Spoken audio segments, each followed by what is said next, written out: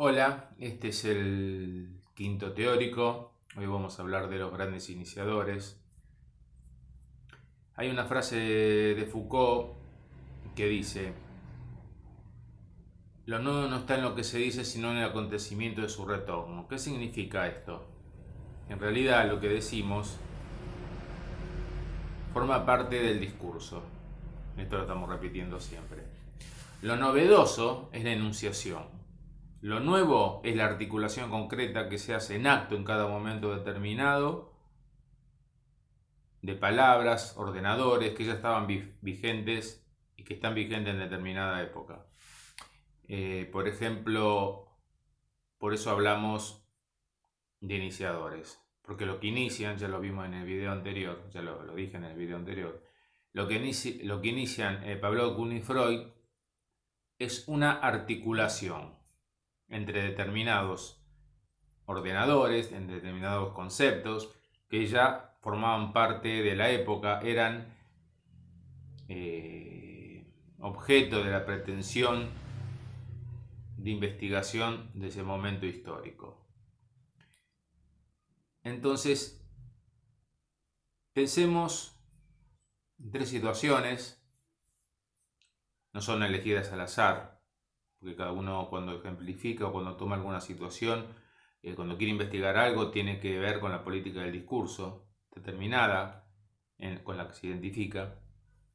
Una primera situación es que alguien se pone a centrar su interés, su atención, en por qué, por ejemplo, un animal, un perro, empieza a salivar cuando se toca una campana. Segunda situación. Dos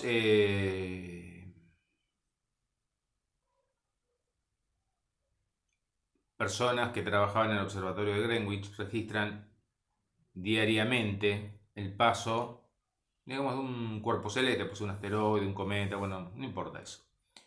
Y en su registro aparece una diferencia. Hay una diferencia de registro. Después vamos a ver qué relación y qué diferencia tiene con la situación anterior. Y una tercera situación donde se hipnotiza a una persona y se le dice que 5 minutos después que salga del estado hipnótico, abra la ventana. La persona sale del estado hipnótico, el hipnotizador la hace salir del estado hipnótico. A los 5 minutos esta persona abre la ventana y le pregunta, el investigador, el médico, el psiquiatra, el neurólogo, quien sea, no importa, ¿por qué abrió la ventana? Y esta persona azorada puede decir, no, porque tenía calor. O no, para que, no sé, para que entre un poquito de sol, lo que sea. ¿Por qué hablamos de esto? ¿Por qué es tan importante esto y estos hechos banales? ¿Por qué tiene tanta trascendencia? Alguien centra su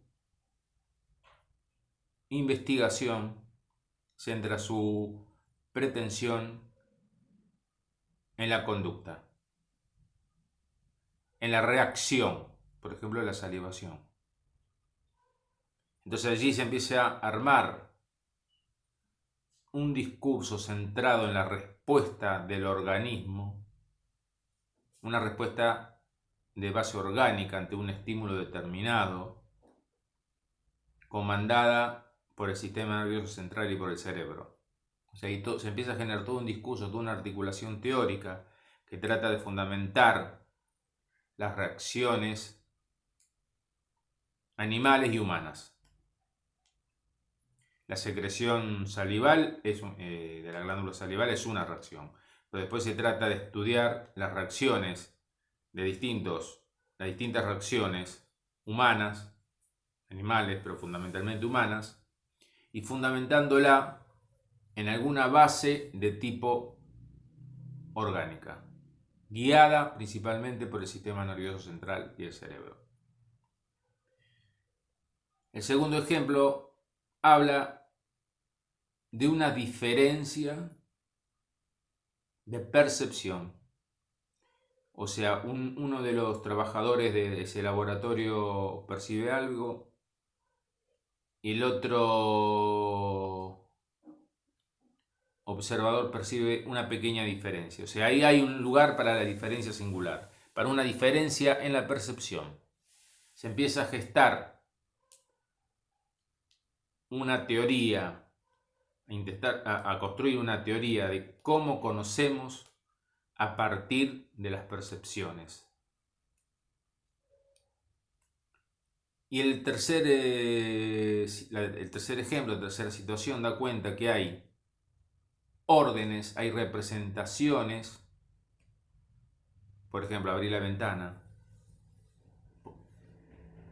de los cuales la conciencia, el yo consciente nada sabe. La persona no dijo yo abrí la ventana porque alguien me lo ordenó.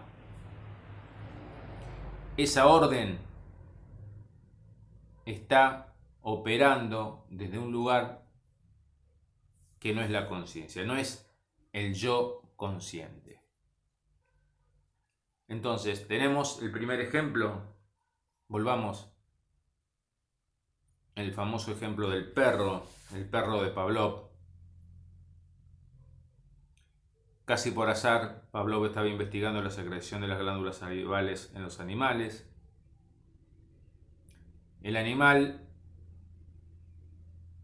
saliva, empieza a tener secreciones salivales ante la presencia de un trozo de carne, por ejemplo. O sea, está la carne, que es el estímulo, y está la salivación. Eso es natural, no es una respuesta aprendida.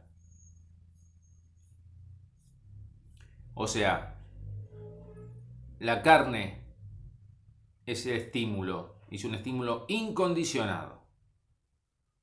La salivación es una respuesta, una reacción también incondicionada. Incondicionada porque no está aprendida. Es natural, una respuesta natural del organismo. Luego,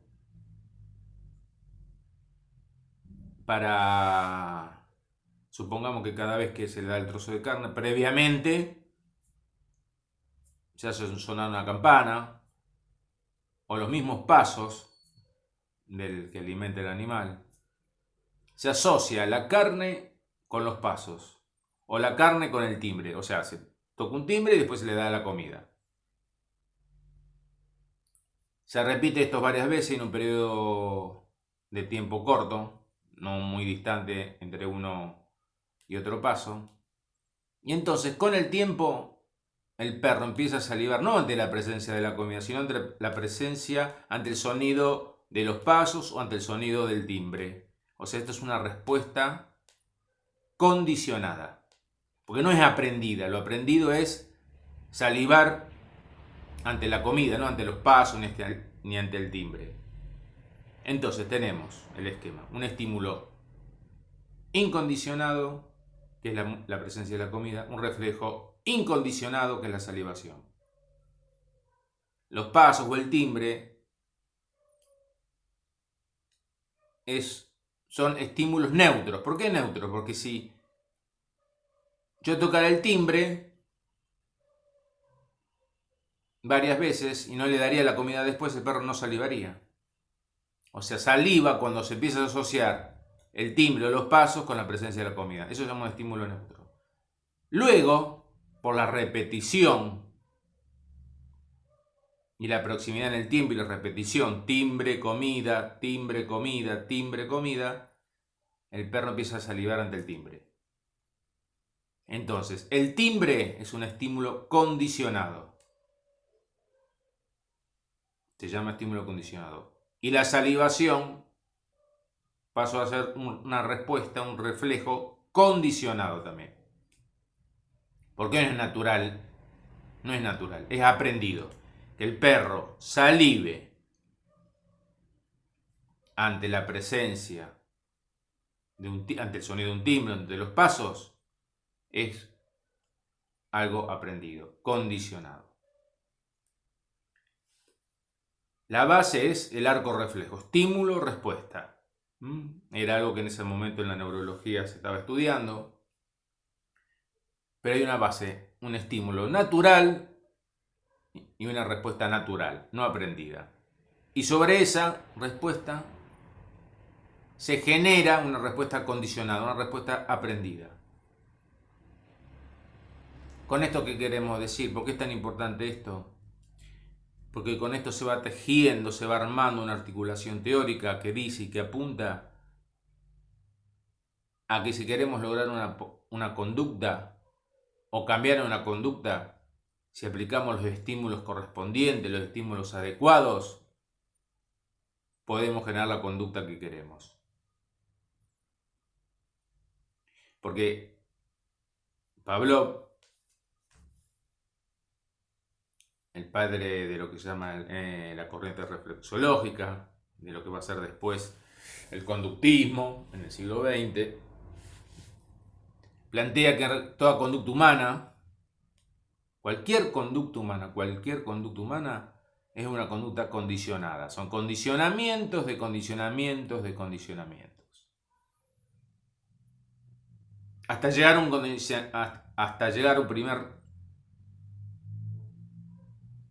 respuesta, a un primer reflejo, a una primera respuesta incondicionada de base orgánica. O sea, todas las conductas aprendidas tienen un origen en una conducta no aprendida, que son tres.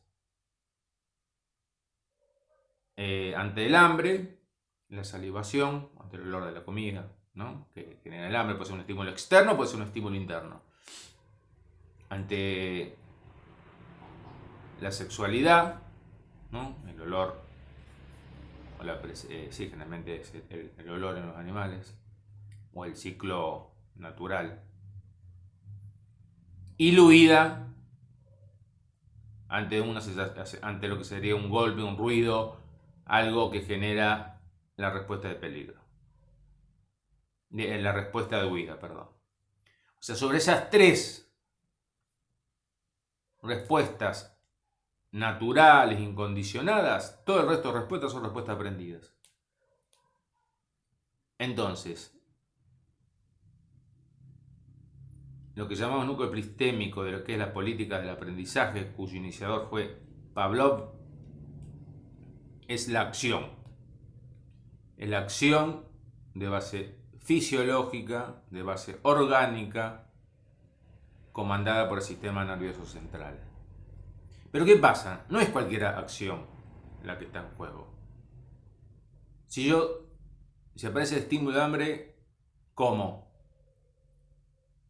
Entonces, si se está por venir un terremoto, lo que sea, se está derrumbando un edificio, me escapo, salgo. O sea, no es cualquier respuesta, hay una respuesta adecuada. O sea,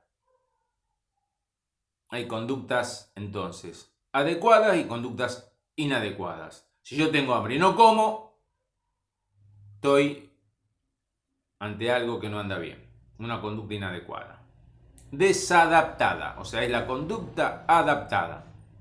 Hay un estímulo y una respuesta, pero no puede ser cualquier respuesta.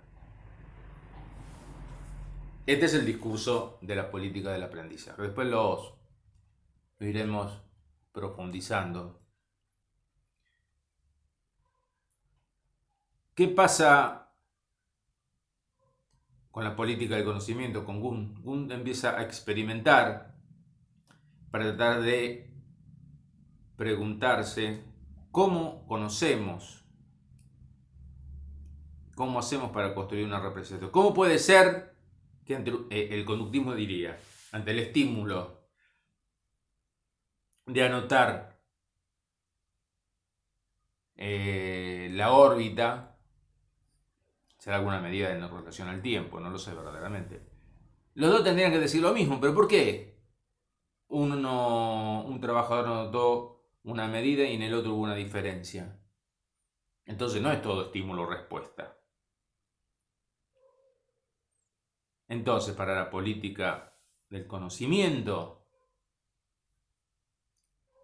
entre el estímulo y la respuesta hay una representación. En la situación anterior de Pavlov era acción, reacción. La reacción también es una reacción. Es estímulo-respuesta. Aquí, entre el estímulo y la respuesta, hay un conocimiento. Algo se construyó ahí, algo se procesó. Hay una representación. No hay una respuesta automática, refleja, directa. En el ejemplo anterior, todo lo que se estudia con el animal se puede estudiar con el hombre. O sea, el hombre, el ser humano, estábamos hablando de forma genérica, ¿no? El ser humano es un animal reflejo. Para la política del conocimiento se plantea que entre el estímulo y la respuesta hay algo intermedio. El profesor Comas siempre decía que el núcleo epistémico de la política del conocimiento es la representación. Representa acción. O sea, la acción de respuesta para realizarla no es inmediata. Hay un proceso de elaboración, de construcción de representaciones que permite dar esa respuesta. ¿Cómo se resuelve un problema matemático? Si no, plantea un problema, implica todo un proceso de elaborar la solución. Implica sumar, restar, sacar, poner paréntesis, bueno, todo eso engorroso que en el campo sí no gusta tanto.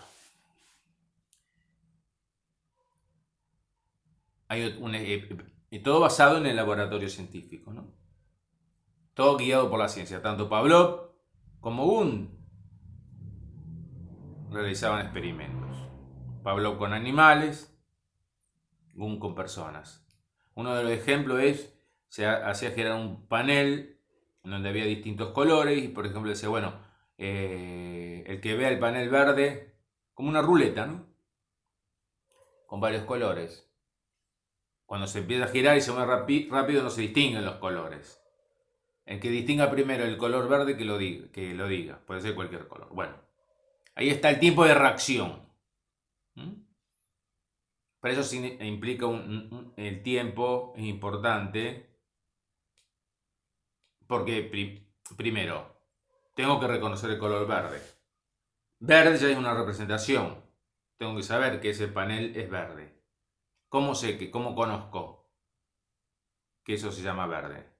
Bueno, no es natural el saber que algo es verde, algo es rojo o lo que sea. Es también una representación que se construye.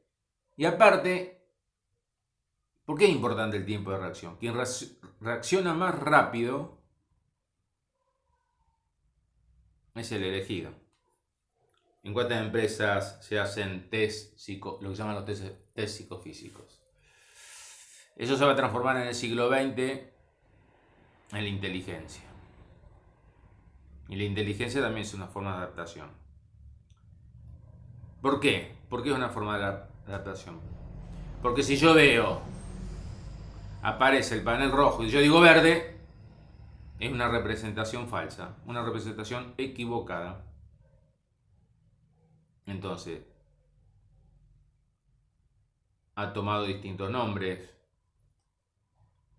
la asociación de representaciones, de acuerdo a los distintos autores de la política del conocimiento, mente,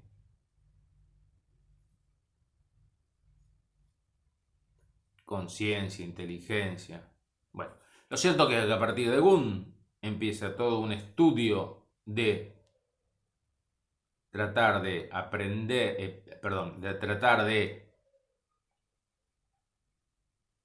discernir, investigar cómo conocemos a partir de la percepción.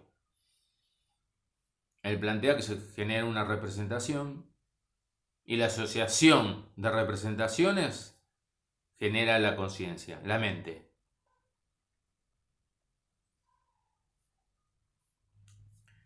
O sea, yo veo un árbol y ¿cómo sé que es un árbol? Porque en el determinado momento alguien me dijo o aprendí a construir que esa cosa que está ahí se llama árbol. ¿Mm? Está la cosa y está la palabra árbol.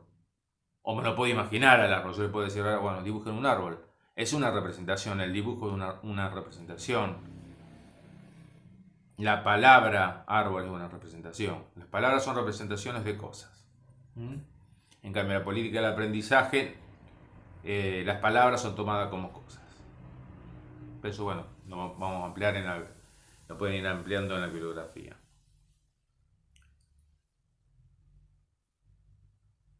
Y después la importancia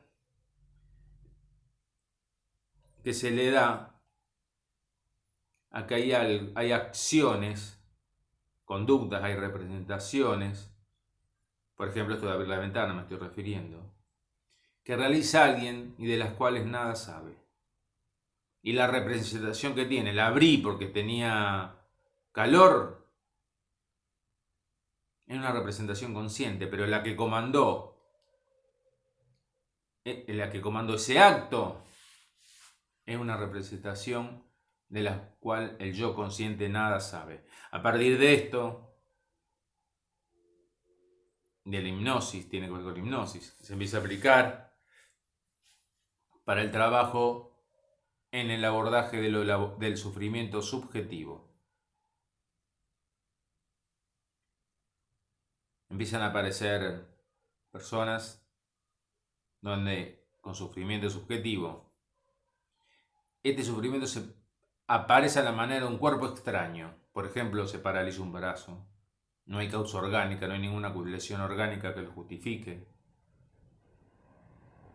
Digo, como un ejemplo más burdo, más... o alguien que repite lo que no quiere repetir. ¿Por qué hago esto? ¿Por qué me pasa esto? Es como un cuerpo extraño, algo que lo siento como extraño, no le encuentro una razón. Como que es algo que no me pertenece y al mismo tiempo sé que es algo que me pertenece. O sea, aparece aquí una elaboración, un intento de trabajar en la constitución del aparato, de cómo se construye el aparato psíquico, cómo funciona, cuál es la dinámica del aparato psíquico. A partir del síntoma histérico, Freud inventa el psicoanálisis, tratando de dar cuenta de los síntomas. Construye tú una teoría del aparato psíquico, fundando el eje del psiquismo no en la conciencia, sino en el inconsciente, no en la representación consciente, como Gun, sino en una representación inconsciente. Freud dice ahí, el yo no es dueño de su propia casa. Entonces lo que sale del centro del saber, del centro del aparato psíquico, es el yo consciente. Entonces estos tres autores, Pavlov, Gun y Freud, cada uno centrando su eje en distintos lugares, sientan las bases, inician una nueva articulación y dejan un legado. ¿Qué quiere decir que dejan un legado? En uno de los capítulos de nuestros libros está el legado, el legado del siglo XIX, decimonónico, no me salía la palabra.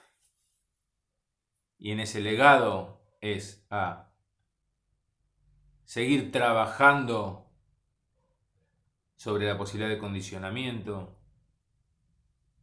de crear una nueva conducta o de transformar una conducta, de llegar a precisar cómo conocemos, cómo se construye el conocimiento,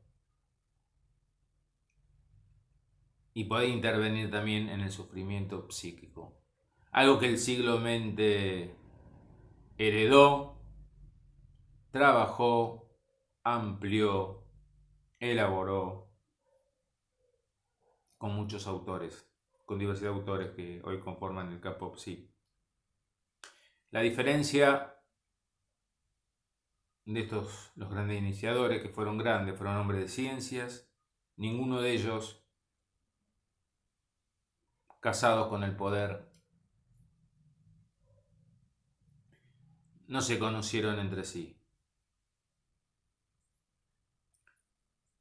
No podemos decir lo mismo de los autores del campo psi del siglo XX, que es un siglo mucho más hipócrita. Lo invito a leer como bibliografía los capítulos 4 y 5 del profesor, los discursos psicológicos contemporáneos del profesor José Luis Comas. Está más amplio esto que les digo. Pero bueno, ellos fundan lo que son las políticas del aprendizaje. Pablo, del conocimiento y del saber Freud. Bueno, gracias.